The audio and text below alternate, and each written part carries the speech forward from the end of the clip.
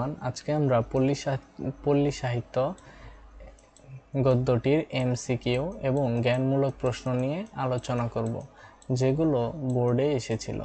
ওকে, তো চলো শুরু করা যাক। তো প্রথমেই আছে, তাতে কত প্রেম, কত আনন্দ, কত সৌন্দর্য, কত তত্ত্বজ্ঞান ওতপ্রোতভাবে জড়িয়ে আছে। কিসে? আনসার হচ্ছে পল্লী গানে। দিনের মেঘে ধান, রাতের মেঘে বান কথাটির সাথে সাদৃশ্যপূর্ণ পল্লী সাহিত্য প্রবন্ধের কোন উপাদান? খনার বচন। আধুনিক শিক্ষার কর্মনাশা স্রোতে বিস্মৃতির অতল গর্ভে তলিয়ে যাচ্ছে কোনটি? উপকথা। দড়ি মাছ না ছুঁই পানি, এটি কোন ধরনের পল্লী সাহিত্য? প্রবাদ বাক্য। পল্লী সাহিত্য অনাদৃত হয়ে ধ্বংসের পথে দাঁড়িয়েছে, এর মূল কারণ? বিদেশি সাহিত্যের প্রচলন, ফোকলোর সোসাইটির অভাব, স্বেচ্ছাসেবা ও সংরক্ষণের অভাব, সময় ও রুচির পরিবর্তন। আনসার হচ্ছে সময় ও রুচির পরিবর্তন। পল্লী সাহিত্য সম্পদের মধ্যে কোনটি অমূল্য রত্ন বিশেষ? ছড়া, প্রবাদ বাক্য, পল্লী গান, উপকথা। আনসার হচ্ছে পল্লী গান। দড়ি মাছ না ছুঁই পানি, এটি কি? খনার বচন, প্রবাদ বাক্য, ছড়া, খেলার গদ। আনসার হচ্ছে দড়ি মাছ না ছুঁই পানি, এটি হচ্ছে দীর্ঘদিন ধরে লোকমুখে প্রচলিত বিশ্বাসযোগ্য কথা বা জনশ্রুতিকে প্রবাদ বাক্য বলে। তাহলে দড়ি মাছ না ছুঁই পানি, এটি হচ্ছে প্রবাদ বাক্য।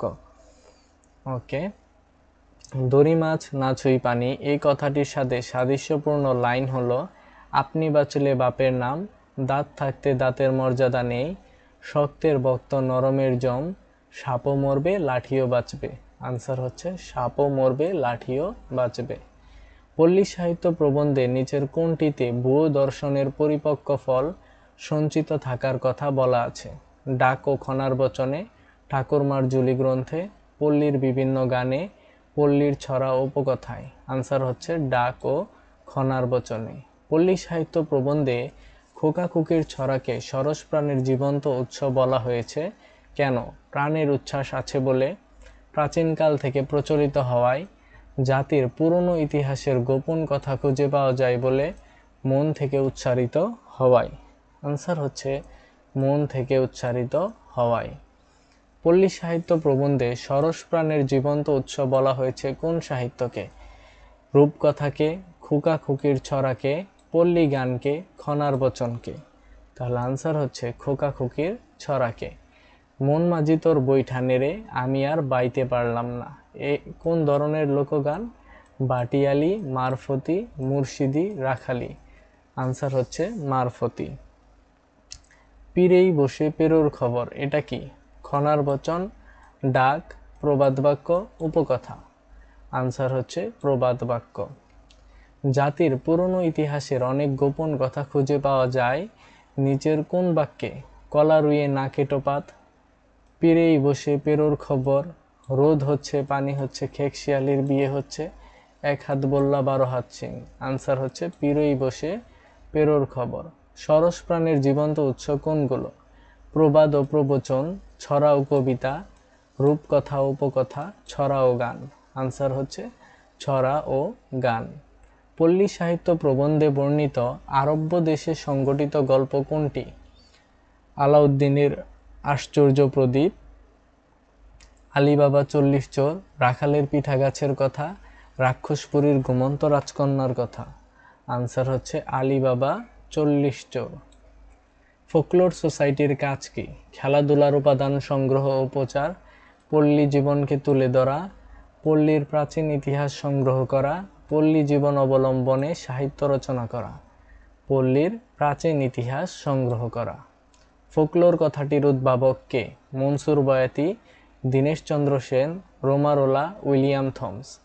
আনসার হচ্ছে উইলিয়াম থমস। প্রোলেটারিয়েট সাহিত্য হচ্ছে গ্রামীণ মানুষের, শহরের অধিবাসীদের, শ্রমজীবী দুঃখীদের, চাষাভুষাদের। শ্রমজীবী দুঃখীদের। ওকে, তো এবার আমরা পল্লী সাহিত্য প্রবন্ধের কিছু গুরুত্বপূর্ণ জ্ঞানমূলক প্রশ্ন নিয়ে আলোচনা করব। খনাকে? খনা হচ্ছে প্রাচীন ভারতের প্রখ্যাত নারী জ্যোতিষী। মনসুর বয়াতিকে? মনসুর বয়াতি দেওয়ানা মদিনা লোকগাথার প্রখ্যাত কবি। খনার বচনে কোন তত্ত্ব প্রকাশ পেয়েছে? জলবায়ু নির্ভর কৃষি তত্ত্ব প্রকাশ পেয়েছে। রোমারোলা বিশ্ববিখ্যাত ফরাসি সাহিত্যিক ও দার্শনিক। ফোকলোর সোসাইটির কাজ কি? ফোকলোর সোসাইটির কাজ হচ্ছে লোক সাহিত্য সংরক্ষণ ও গবেষণা করা। ময়মনসিংহ গীতিকা কে সংগ্রহ করেন? শ্রদ্ধেয় ডক্টর দীনেশচন্দ্র সেন ময়মনসিংহ গীতিকা সংগ্রহ করেন। ভূয় দর্শন কি? ভূয় দর্শন হলো প্রচুর দেখা ও শোনার মাধ্যমে অর্জিত অভিজ্ঞতা। প্রবাদ বাক্য কাকে বলে? দীর্ঘদিন ধরে লোকমুখে প্রচলিত বিশ্বাসযোগ্য কথা ও জনশ্রুতিকে প্রবাদ বাক্য বলে। আজকাল বাংলা সাহিত্যের কত আনা শহুরে সাহিত্য? আজকাল বাংলা সাহিত্যের 15 আনা শহুরে সাহিত্য। নৃতত্ত্ব অর্থ কি? নৃতত্ত্ব অর্থ হচ্ছে মানুষের উৎপত্তি ও বিকাশ সংক্রান্ত জ্ঞান। প্রোলেটারিয়েট সাহিত্য কি? প্রোলেটারিয়েট সাহিত্য হলো অত্যাচারিত শ্রমজীবী দুঃখী মানুষের সাহিত্য।